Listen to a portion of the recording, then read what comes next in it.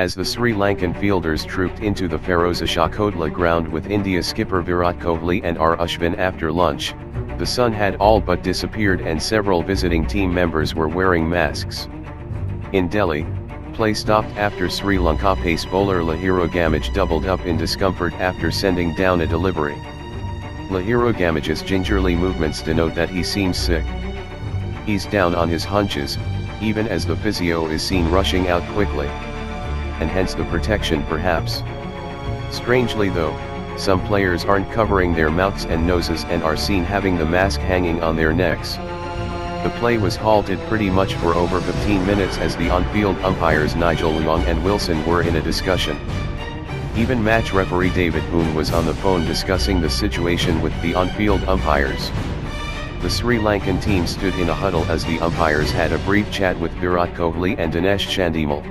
The visiting players got into a huddle while Kohli, waiting impatiently after reaching a career-best 240, lay on the ground and stretched, with his home crowd cheering and hoping for a restart.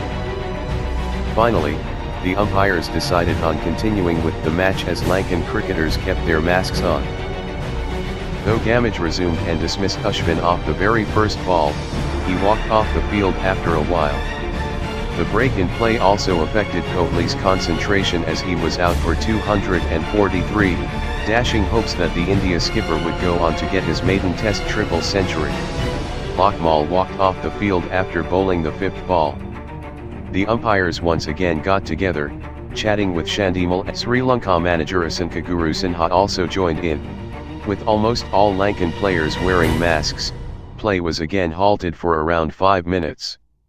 India coach Ravi Shastri also walked to the field to have a word with the umpires, Nigel Leong and Neil Wilson, before play got underway. Dilruwan Pereira finished the over and Sandakan bowled the next before Chandimal stopped play. 4 Lankan players reportedly vomited, though it was not clear pollution was the cause. Another chat. This time Nigel Leong.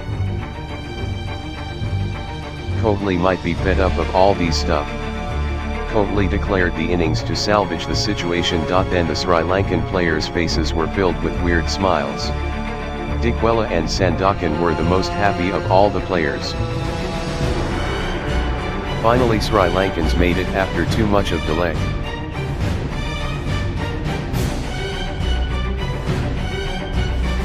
The pollution level is in very poor category.